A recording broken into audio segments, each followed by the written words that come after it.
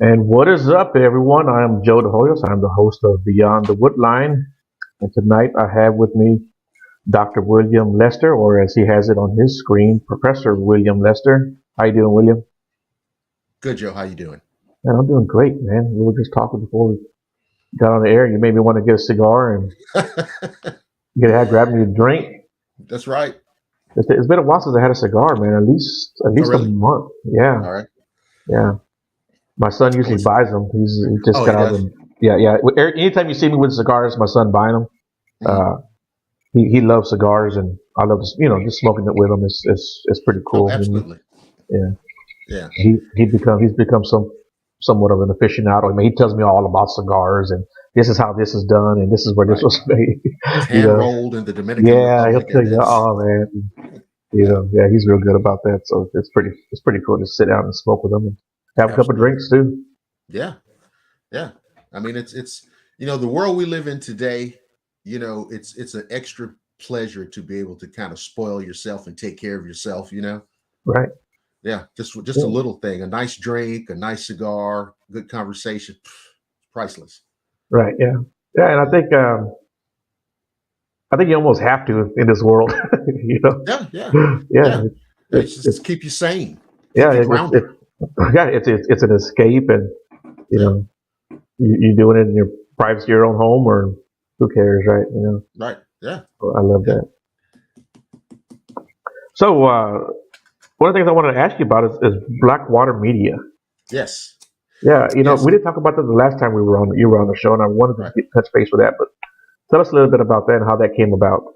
Okay. So yeah, I had a lot of experience in internet radio with various independent organizations back in the past, and I'd done various shows. I mean, I did a paranormal shows. I even did a music show where I would, one night I would do jazz, and one night I would do like oldies, and I even had a classical show. And so, but anyway, I got to the point where I said, you know what, I can do all this stuff myself and not have to be bothered with this personality and that personality and this person that, you know what I mean?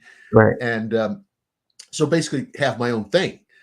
And so the only challenge was, would I be able to come up with content? So basically I came up with the concept, and just put up a website. I initially I just was releasing stuff on YouTube, Okay. right? Paranormal horror, cryptid horror, encounter stories, and what have you. And then I built the website and started releasing it on there. And I believe that was like late 2015, early 16. And it's just grown from there. And so it's just turned into this thing where I just do paranormal encounters content. It's not exclusively paranormal, Right. because I created a podcast that's called Atlanta Back Then, which is exclusively about the history of the city. And so it's kind of like, if you go over there, there's something over there for everybody. If you like UFOs, great. If you like crypto, great. If you like history, great. Um, and so I just put out a podcast today, which is like a Dogman cryptid story. And then the other day, I put out an Atlanta Back Then podcast, which was the story of the time that the Beatles performed in Atlanta. Hmm. And it's a crazy, interesting story. Right. So, yeah. And I thought I knew a lot of stuff, but I was going through the research, like, wow, I didn't know that. I didn't know that. Yeah. So check it out, because we've got a Facebook. There's Blackwater Media Facebook. There's blackwatermedia.net, which is like the headquarters of everything. And if you like paranormal and cryptid encounter stories, check it out. Cool. Yeah. And you always put out such good content. Being a friend of mine, we're always like sending each other the links. Hey, look what William put out today. Look what he did. We do that Well, I all the appreciate time. that. I appreciate that Yeah. We because constantly do that. And yeah. I told her tonight you were going to be on. She goes, "Oh my God, he's such a great guy." I was like, "Yeah, man." Yeah. So, I appreciate that because it's like, it's the only reason I created is to get listened to. Right. And so it's a hell of a lot of work, but it's a lot of fun. Yeah. And so yeah, I appreciate it when people say that they enjoyed the content, really, big time. But even the content on your personal page, all the stuff you post, like from the 70s, I love that stuff. That's some of the best stuff. Whether it's cars or just old posters, that's You know that's what? really That came about accidentally, believe it or not, because like when I first got on Facebook, I think it was like 2012, and I didn't know what the hell it was about. Because I heard some kids talking about Facebook, and I'm like, what is that? Right. And literally. Yeah. And so I get on there and I'm like, oh, okay. And even when I got on there, I didn't understand it. Right. So I would be posting some paranormal stuff, right? And I didn't know at the time that you could have different pages. Okay. I didn't, I just thought, this is your page and that's all. Then I realized, wait a minute, no. And I started posting because I love retro, I love vintage, because we're old enough to love it. Right. Right. And so I would just post this, 1963 Corvette Stingray, right, and get lots of likes. And right. I was like, oh, people love nostalgia. Yeah. People like to have their memories tapped into, And so I just started, this is, and it just really started like that because I realized I like it and the other folks like it. So it's a lot of fun. Every day I'm checking different sources. Right.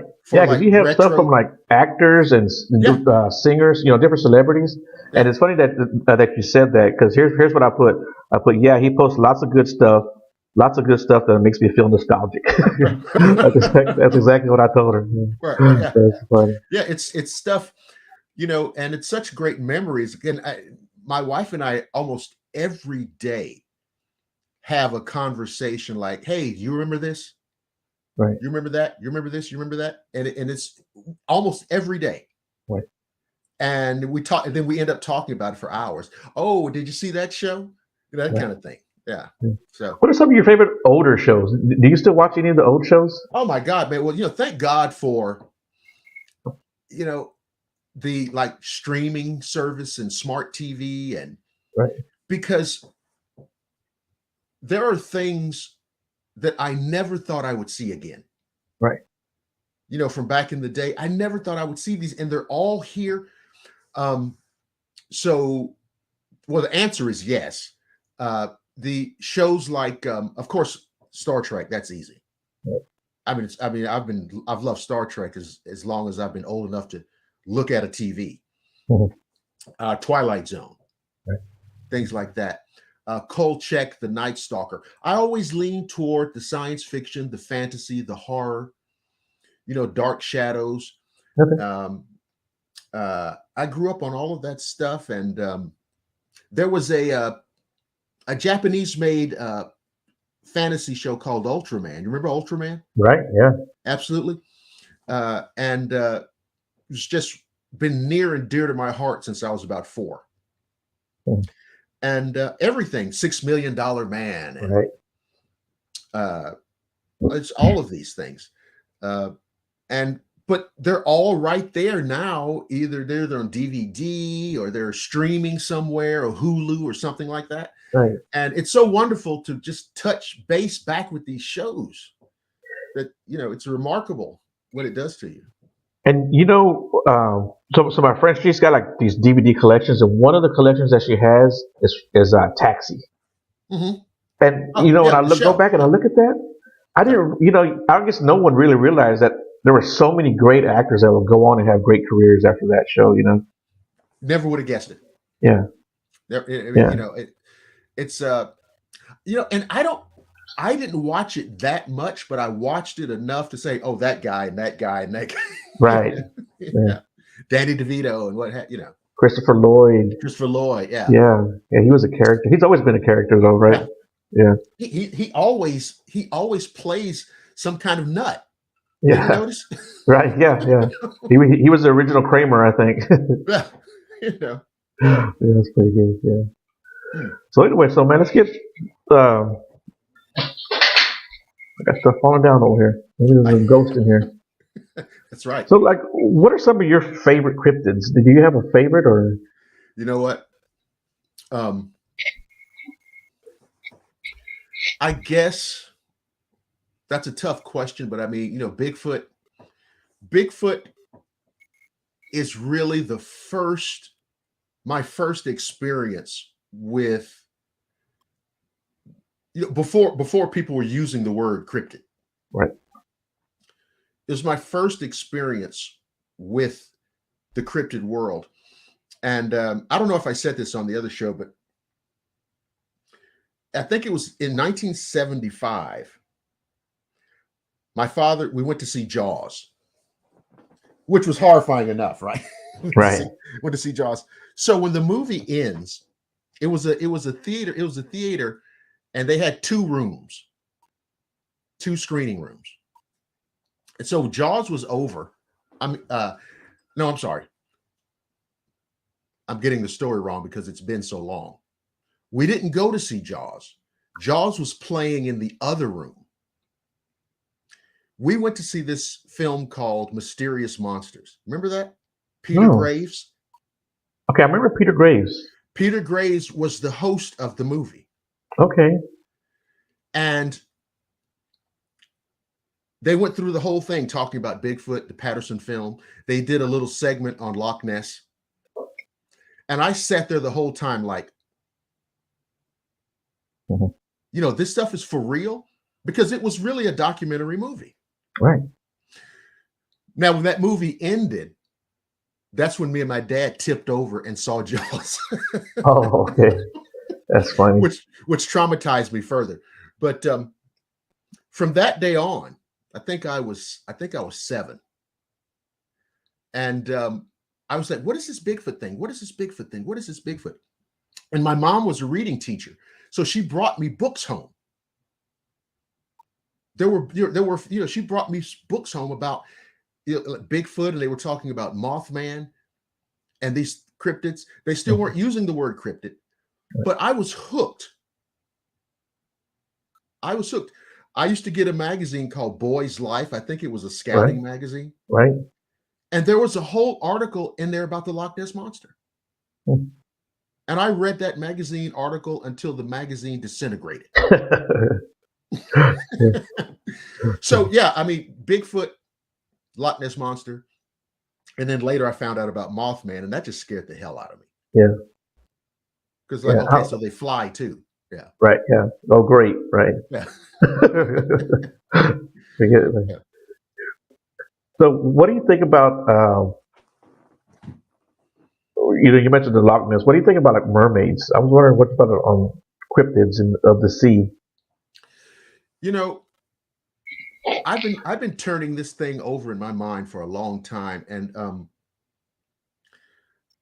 if you go back to these Sumerian writings, they talk about a thing called the 7 creations of man. And when you look at it, it reads almost like genetic experiments. That's the impression it leaves you. And it's almost like the Anunnaki are like they're trying this with this, then this with this. No, that doesn't work. This with this. They're trying everything, creating these different permutations of humans. And then when I look at mythology, that's what you see. Right. What's a centaur? Well, it's like a man and a horse. Right. What's a mermaid? It's like a woman and a fish. And all of these conglomerations and combinations between a human being and some other creature, it's all over mythology, but it's also in the Sumerian text, which are the parents. The Sumerian text, the Epic of Gilgamesh, it's the parent text of the Old Testament, of Greek mythology, the New Testament, the Quran. All of the texts that are considered texts of the world's great religions have their basis in these early Sumerian writings. And so at some point you have to ask yourself, are they describing a real thing? Right. Either they just made it all up, or there was some real experience with these kind of human animal hybrids. And it's, you can go back to the Sumerian text for just about anything. Mm-hmm. Exactly. That's the point. Right. Yeah, that's right. Yeah. No matter how strange. No matter how strange, it's the Sumerians. Yeah. Yeah. We're seeing this today. They wrote about it. And it's funny because it's like I could write a science fiction story because I have a lifetime of watching science fiction, reading science fiction, and what have you. And it would be based on that experience. Right. But if you're somebody who's living 4,500 years ago, you don't have the benefit of seeing Star Wars. Right. Or Close Encounters. So where's that coming from? Right. You say, yeah. Yeah, that's a good point. Yeah. So I like I said, either they were amazingly creative and they just made it all up as mythology, or it's representative of a real experience. Right. Yeah, I tend to agree with that. Yeah. I think there's a great explanation right there. Yeah. And one of the things that I read about maybe within the last couple of weeks, they actually talk about like a battle in the sky with cities. Mm-hmm. I just found that so fascinating. I mean, who comes up with that? Like I said, 4,000 years ago. Well, if you think about it, 4,000 years ago, the only thing up in the sky should have been birds and clouds. Right. And those people knew what birds and clouds were. Right. Yeah. So if you see something up in the sky 4,000 years ago that's not a bird and it's not a cloud, you got an issue. Right. Yeah. Yeah, because apparently if they had that kind of imagination, they weren't dumb. No. Listen, yeah, I mean, it's, and I'm certainly not suggesting that, these, I mean, look, they were writing it down. Right. So that precludes being dumb. Right. There you go. There you go. Dumb people don't write things down. But it's like, oh, that's funny.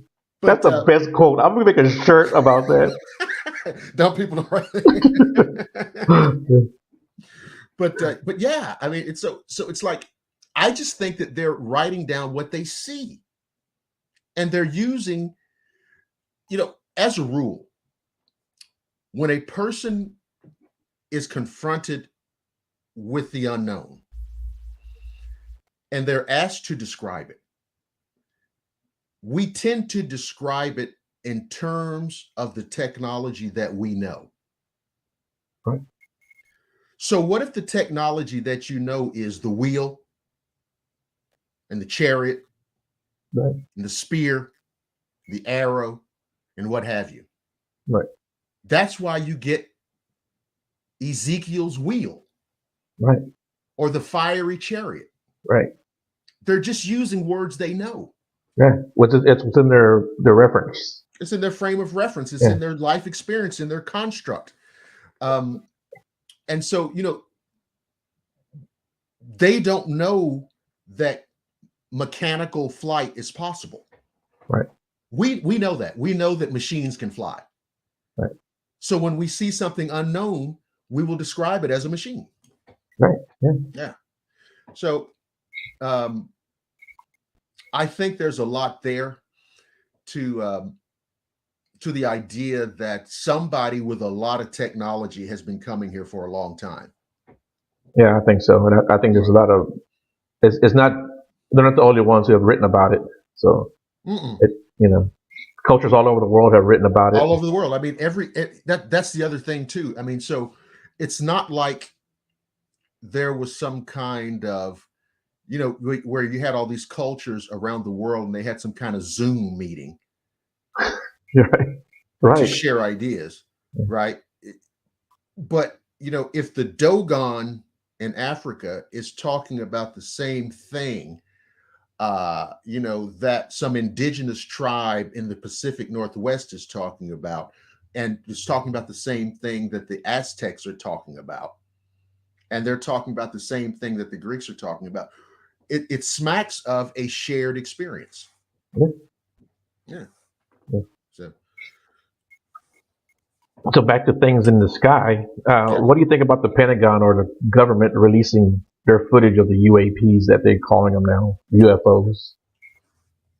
I think it's funny. I was telling my wife the other day, we were talking about this, and I said, isn't it funny that going back to the 40s, it was a newspaper reporter who coined the term flying saucer because of Kenneth Arnold. Kenneth Arnold sighting in Washington. He said that the ships moved like a saucer skipping on water. Right. And the newspaper reporter coined the term flying saucer. Okay. Then when Project Blue Book started in 1952, the military didn't like that word, flying saucer, because it sounds like, Saturday afternoon movie. Right. So they came up with the term UFO. Okay. The Air Force.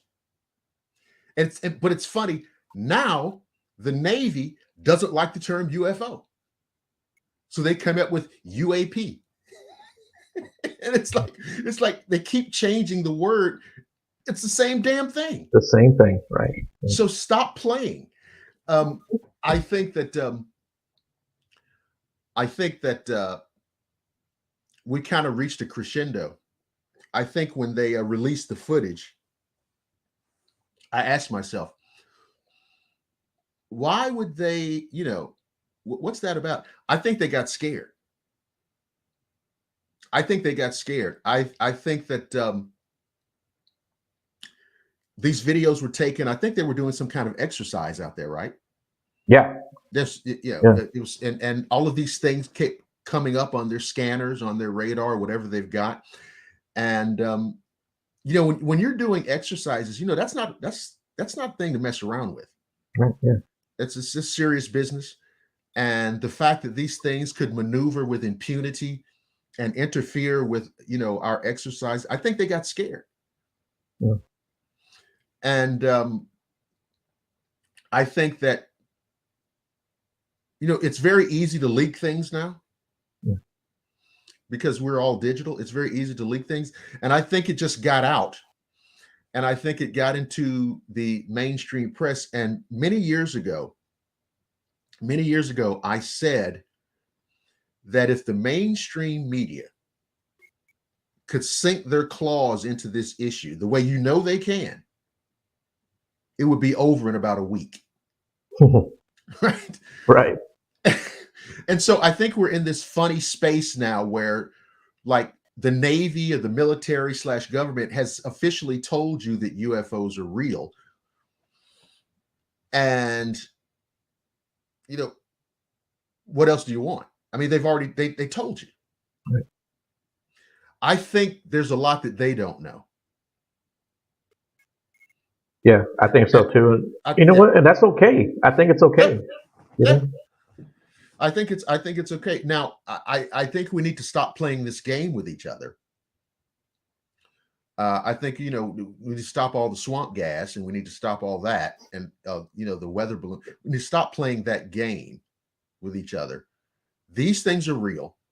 And so I believe that the energy should be put into answering the following 2 questions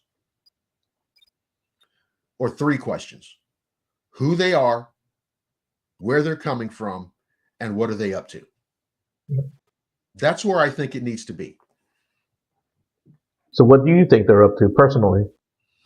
Well, okay, so I don't think they're here to kill us or eat us or enslave us, because they could have done that when we were living in caves. Right. All And they right, can probably do it now. Well, what I'm saying, I mean, it's if that's what they wanted to do, they could have done it a long time ago. Right. Before we had particle weapons and laser guided this, you know what I mean? They could have done it a long time ago. Of course, ultimately, I don't know. Yeah, because you know, I can't read their minds. The only thing I can do is extrapolate what would we do if we had the technology to visit other planets. You know what we do? Yeah, well, yeah, maybe that's not a good example, but I mean, it's so ultimately, I don't know what they're up to, but I don't. I think if they wanted to do something harmful and detrimental, it it would be too easy. So there's something else.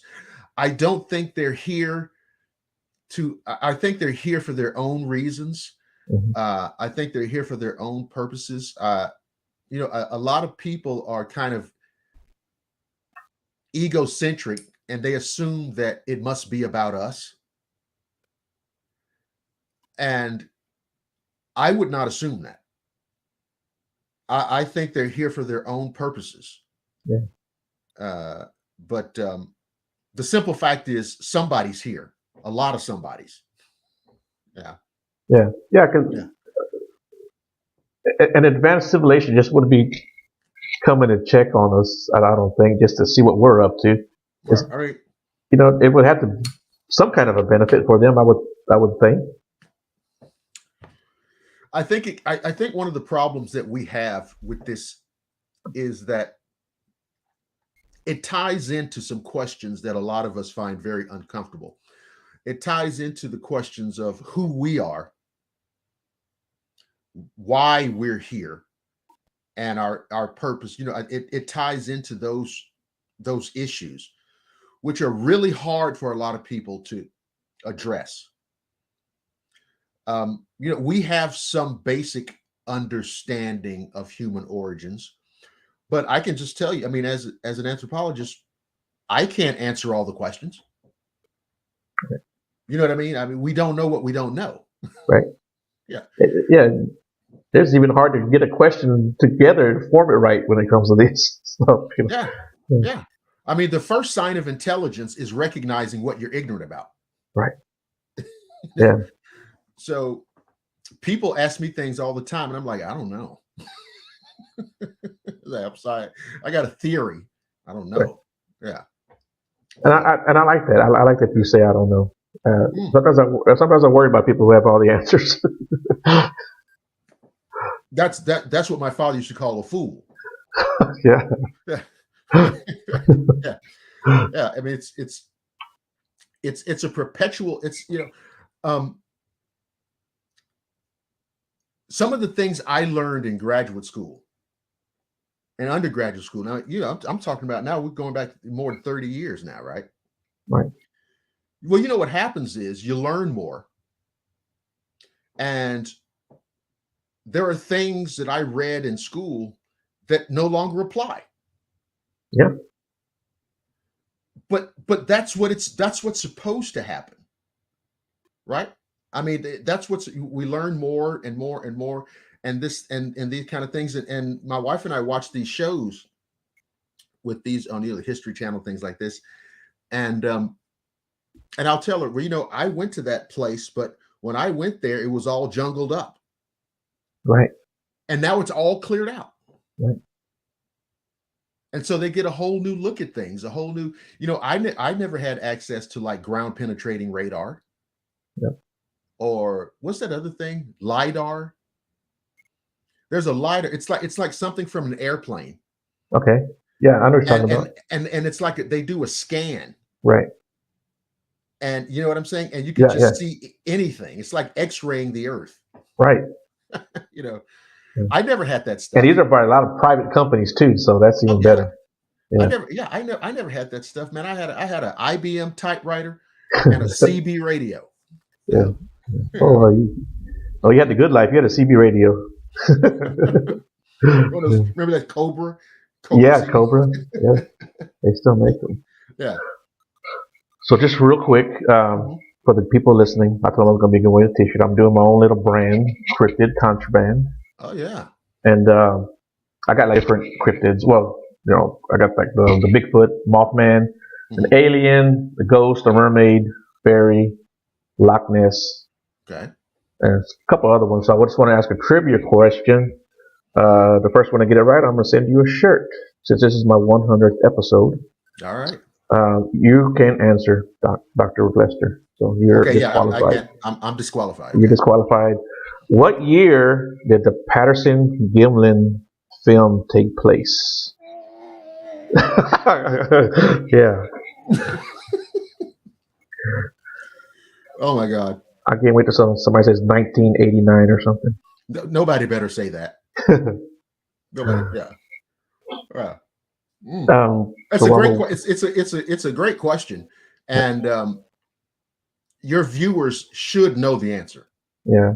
But a lot of my viewers now are coming more from the paranormal field, which I'm grateful for. So, but there's a couple of guys in the chat room that I know are Bigfoot guys. So let's see if they get. Oh, there he goes. Did he get it? He got it. Boom. Boom.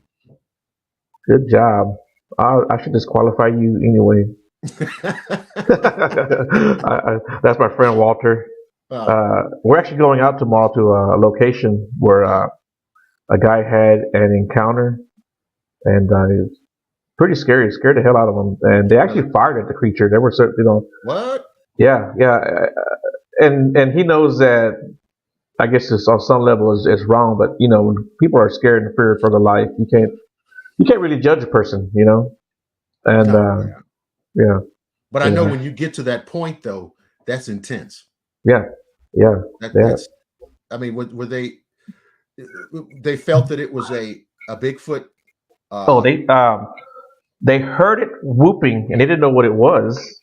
He had never had Bigfoot on his mind, mm, and so he just whooped back just to see what would happen. right. Well, right after he whooped, just a few seconds later, they started hearing footsteps coming towards the camp, Mm, and then it was circling the camp, and they had their flashlights there because they thought it was a person. They're like, "Who in the hell's out here?" Because where they were at were out in the middle of nowhere. And Walter, you'll see tomorrow where it's at, and it's a good drive down this long dirt road. You can't even turn your car around if you want to. And God. on the way in there, they probably stopped about 7 times because there was branches blocking the road. They had to get the branches out of the road. So, and like, again, he didn't know anything about Bigfoot. That wasn't even on his mind. So they got to camp. They set up. They heard the whoops. He made the whoop. Started circling their camp, and when they got to a little clearing, he said it stepped out. And he's like 6'3", 6'4", Uh-huh. and he said that his head would have came just above his elbow, up the creature's Oh elbow. God. And he said when he saw it, it scared the piss out of him. He goes, that thing wasn't happy. It was pissed. And it got behind a tree. And he said that even when it crouched down behind his tree, because you could see his shoulders sticking out on both sides of the Right. tree, you know. And so they said he stunk. Right. So he fired some shots at the tree. Uh-huh. And then they went back to the truck and grabbed some more ammo. When they came back, it wasn't there, but the smell was still there. So they fired more shots at the tree, and they went around the tree and it wasn't there. And then they went back to their campground, and they were just waiting, and they could hear the footsteps again coming. And then they said, well, it's coming from that direction, so they shot in that direction. And then they ran over there towards it, nothing was there. They came back to the camp, the smell was gone. So what they think was happening was that the damn thing went up the tree. Oh my God. And so when they were the other footsteps that they heard were probably from another one. But then they wound up falling asleep, and they came back in their Oh. camp in the middle of the night and rummaged through all their camp gear, and even brushed up against one of the tent, and the other guy actually felt it rub up against him. What? But yeah, so that's where. Should I bring a camper? No, we're not going to stay out there, Walter. We're just going to go and Hey, just man, I'll poke tell you. around and do some scouting around. But yeah, I want to go out there and take a good look and so Yeah, it's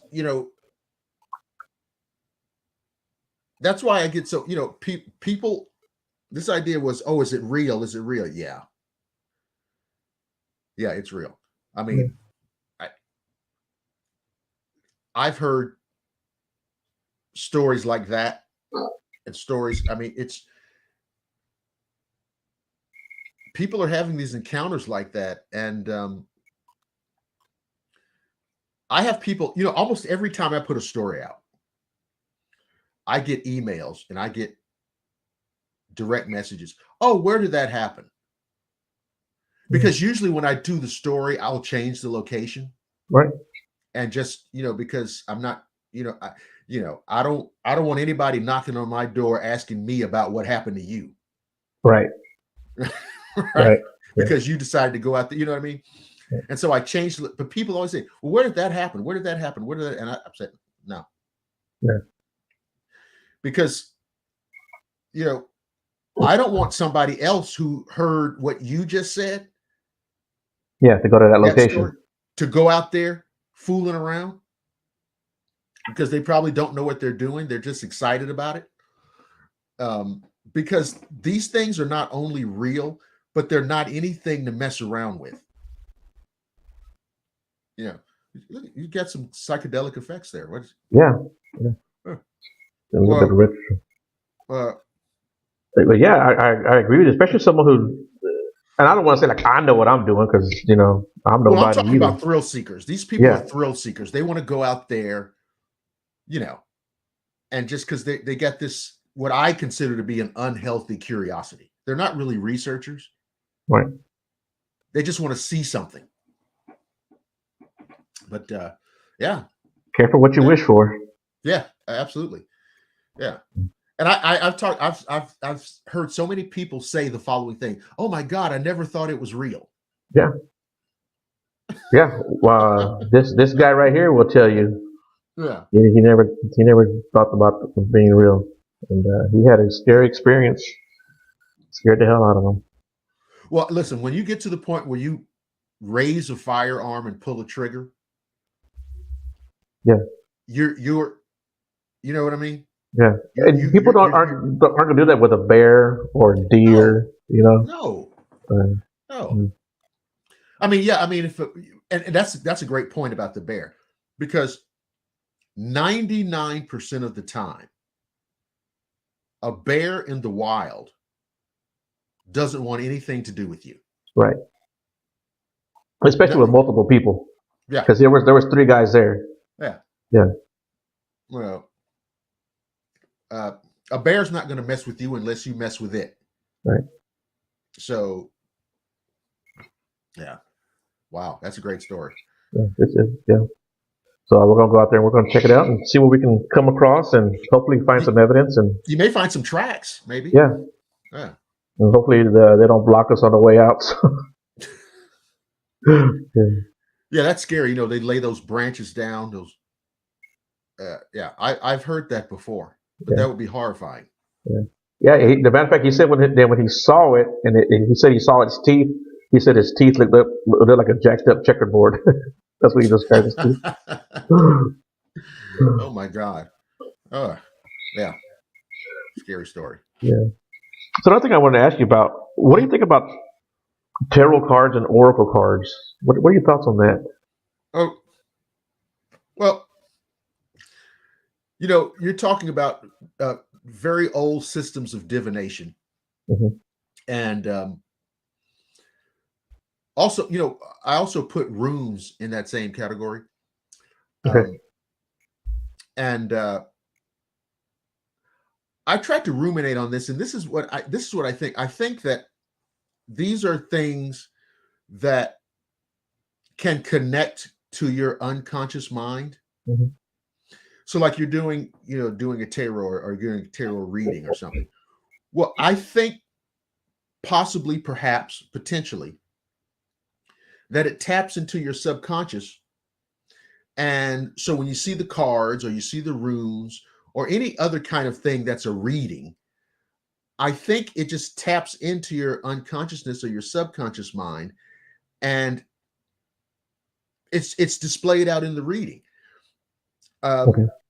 You know what I mean? I Yeah. think that's what it is, because I've done the thing with the runes where you reach into the bag. You can't see them. You reach into the bag and you pull them out. But it's supposed to be relevant to your unconsciousness, and so then of course you apply it however you see fit in your life. I don't think there's any such thing as telling the future, Okay. because I just don't. The future doesn't exist. It's unfolding every moment, right? The future is determined by the things you do, the decisions you make, right? You turn left instead of turning right, which means the outcome is different, Right. right? The past is set, right? You know what happened yesterday. Yeah. It's set. The past is set forever. The future isn't, right? And so I don't think there's any such thing as predicting the future. I think that there are things that are more likely than others, Okay. but I think it's all based on human action, human decision, the things we do, the things we say. I could say something to you and it would impact on your ideas. Okay. And then that would impact on some action you might take. And that changes the future. Maybe you weren't going to do this thing and now you are going to do it. Right. You see what I mean? Right. And so I think it's a lot of that. And Okay. I think it's a lot of untapped human potential. We really don't know what the human factor is. Right. Yeah. Yeah. So, what do you think about psychics and mediums? Mm. Same thing. I Hold on, think real quick. I can turn this light on real quick. I'm getting on my nerves. that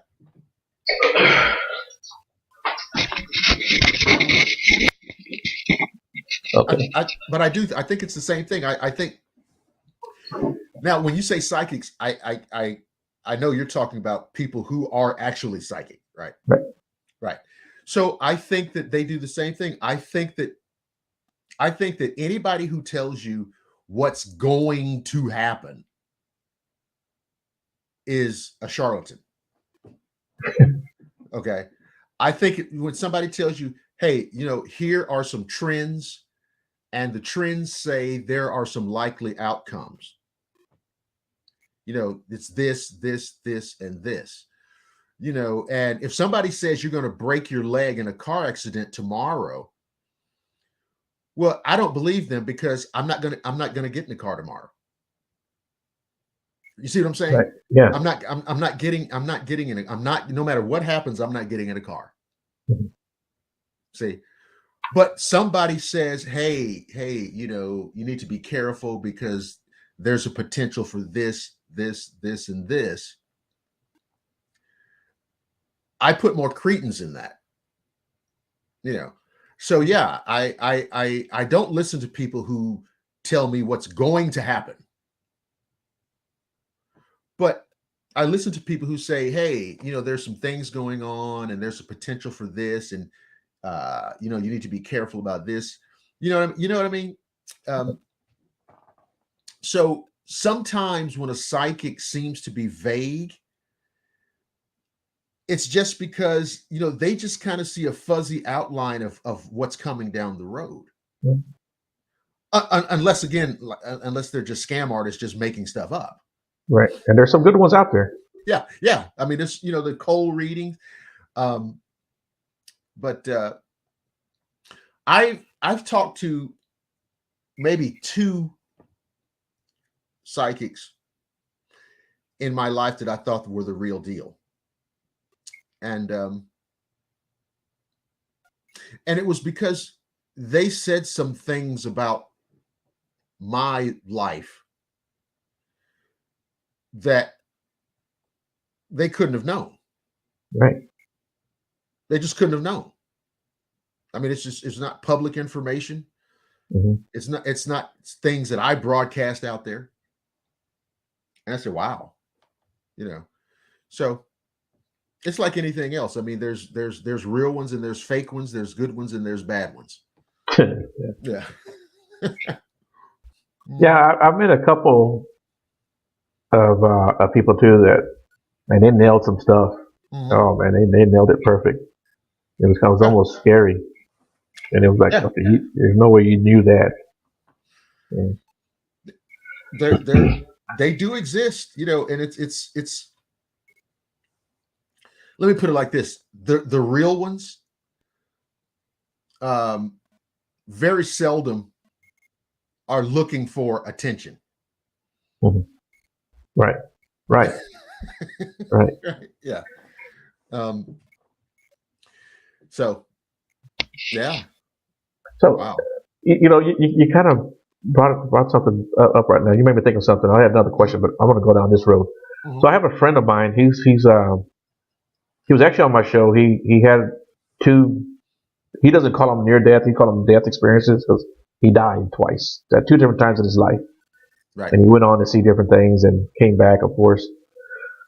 But he tells me that he hears voices now, right? Mhm. And that um, he's actually heard like his sister's voice and his wife's grandfather's voice. Wow. Like a month ago, his he heard her grandfather say, "Tell Sue I'll see her soon," which was his wife, right? Okay. And so when he saw her, he told her, "Hey, he said he'll see you soon." You know, she's like, "What?" Well, now she's like deathly ill. She's probably not going Oh to make Lord. it much longer. So Wow. he told me about that. I had never knew that about him, and he says, "Dude, I hear voices all the time." I said, "Really?" He says, "Yeah, but I can turn them off and I can block them out." But Oh, he okay. told me that he hears voices from like other universes. Mm. Uh, Wow. he's a normal guy. He doesn't seek attention. He doesn't like Right. broadcast it. This is like the first time he told me any of that. I was like blown away when he told me this. Yeah, that's blow away information. Yeah. And, But, yeah, I think well, you know, he had the near death who had the death experiences. I think that uh, I personally believe that you know it pulls you those experiences pull you in tune okay. to spirit reality. The normal day-to-day life that we live is antithetical to spirit realities. Okay, it just is. I mean, we're you know we're taught, you know, the way we live every day is, hey man, I got to do this and do that. I got to pay the bills. I got to do that, right? But having an experience like he had pulled him back into that. You know, it pulled him back into the core essence of what we are, Right. which are we are we're essentially we're always taught that we are we're people and we have a spirit, we have a soul. Mhm. It's almost like you have a pair of shoes, but it's the opposite. We are spiritual beings that have bodies. Right. Yeah. Wear the shoes. Yeah, exactly. Our physical form is the temporary mantle. Right. So if you think about the first car you ever drove, do you really care where that car is right now? No. No. No. It was a car that you drove way back in the day, and now you've moved on. Yeah. You see, Right. uh, and so you know we are this other thing, Mhm. and to live in this world, this three-dimensional world, this earth, we have to have bodies, physical bodies. Right. Yeah. Yeah. So the fact that he's having that experience makes all the sense in the world. Yeah. Yeah. Spirits are real. I mean, it's all real, and I know people. I don't care. They're real. Right. And if you don't know by now, right? I mean, because we talk about all these things. We talk about cryptids. We talk about aliens. We talk about UFOs. If you don't know by now about some level of reality, I don't know what to do for you. Yeah. Yeah. My uncle worked in Air Force intelligence in the 60s. And he went into he went into how can I put this? He left Air Force intelligence in 1969, which was the same time that they closed up Project Blue Book officially. Okay. And so over the years, I would ask him about it. And I kind of just beat him down. I just pounded and just beat him down. And then he finally started talking to me around like 2000. And he started getting real because he retired from the Air Force. And I asked him about Blue Book. And I said, well, you know, what was up with that? And he said that the real stuff never went to Blue Book. Oh, wow. He said Blue Book was a PR campaign for the public to see that we're doing something about this. Okay. Right? Like, yeah. He said Blue Book was 2 staff officers and a secretary in a trailer. But he said the real stuff went way up here. Yeah. But having said that, when Blue Book closed down, they still had about 24% of their cases. I think they had like 1,700 cases that were marked as unknown. 24%. That's a lot. That's a lot of cases. So they wrote their closing report. The final report is called Special Report 14. Right? And they said UFOs do not represent a threat to national security. What did they not say? They didn't say they're not real. Right. They said they don't represent a threat to national security. So they told you. There you go. They just told you. Yeah. They told you that they're real. And so I thought of that, you know, when we were talking about, you know, understanding that these things are real and people in official positions have told you. They've told you that yes, they're real. Yeah. So I don't like to have conversations with people when they start out with, do you believe in ... You know, no. Belief is for religion. There you go. Right? Right. There's a certain, you know, belief requires you to accept something without documentation or evidence. Now, there's nothing wrong with that. Right. There's nothing wrong, but that's what it is.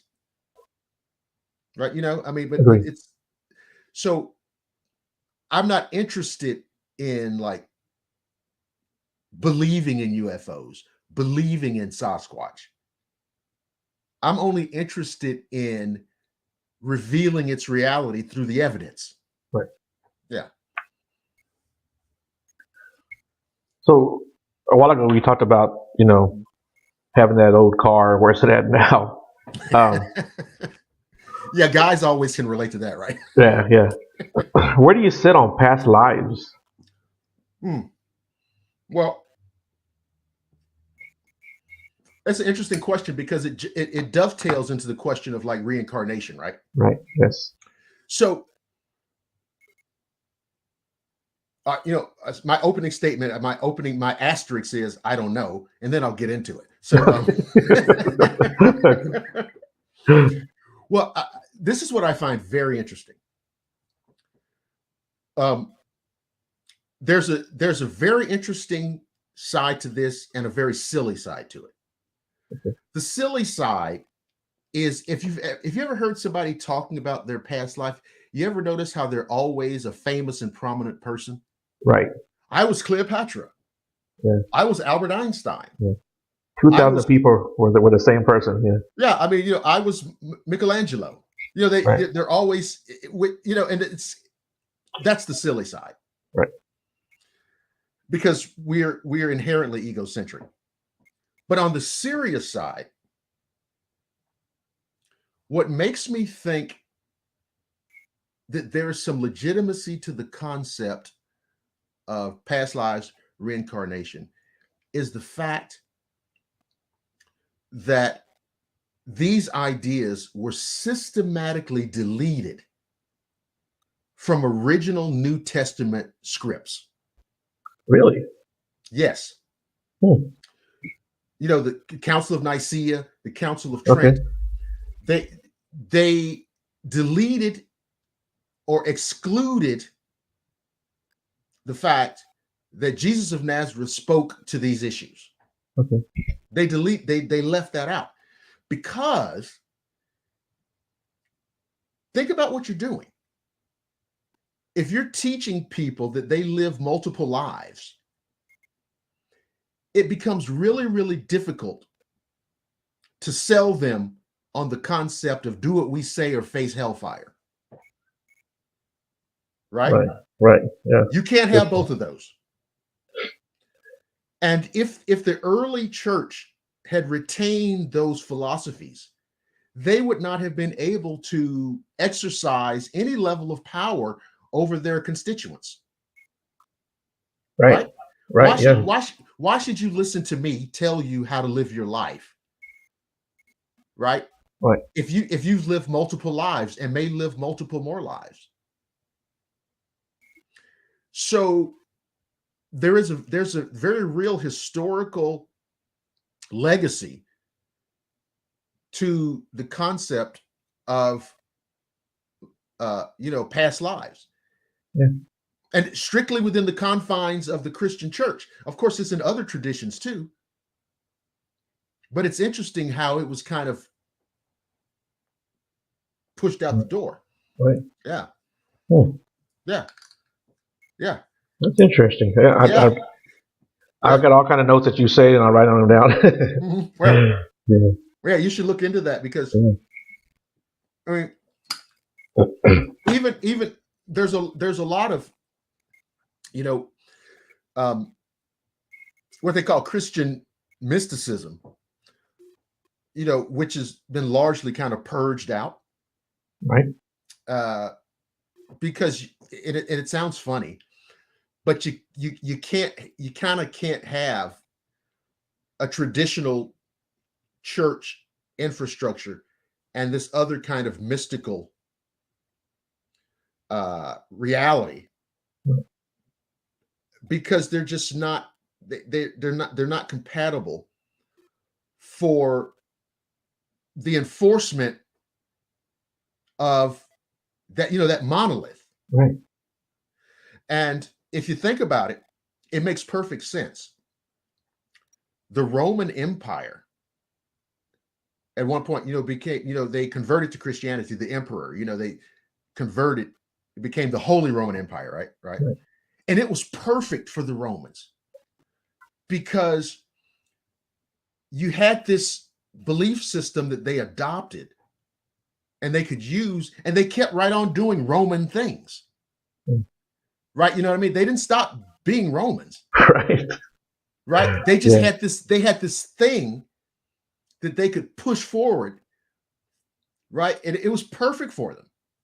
Yeah. Yeah. Well, William, it's always great talking to you, man. You're going all night long. I still had a couple of things here that I wanted to go over with you. Well, I have to have you back on again. This is your third. Man, it's always fun. Yeah, this is the third time I've had you on, man. It's like we can talk about anything and everything, and I really appreciate you, man.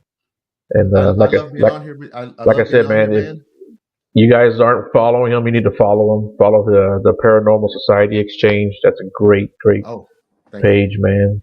So this is your 100th episode, right? My 100th episode, yes, sir. Wow. See, that's how many years? I mean, when did you start it? It's almost been 2 years. Yeah. So it's the same thing, man. Congratulations, because people always think all you got to do is sit down and talk into a microphone. Yeah. It's hard. It's work. It's work. It's work. Finding guests, getting times matched up. So. Yeah, I appreciate you so much. Thank you so Hey, man, much for doing the show. And I appreciate it. yeah, if you want, you can tell people where to find you. And Yes, yes. Let's say so. Um, Again, all over Facebook. Facebook page is Paranormal Society Exchange, Blackwater Media Facebook page. Just click over there, follow, subscribe. Blackwater Media has a YouTube channel. Hello, Sandra. Thank you. Uh, Blackwater Media YouTube channel. Go over there and subscribe. Great content weekly. Blackwatermedia.net. Same thing. If you can't find me, you can't find anything. So, but it's cool doing the show with you, man. It's hope you have a great weekend, and yeah, you too. let's do it again sometime. Yeah, everyone in the chat room, thanks a lot, man. You guys did great as always, and I'll see you guys next week. Good night, everybody. Good night. Hold on, wait, I'll talk to you real quick. Okay.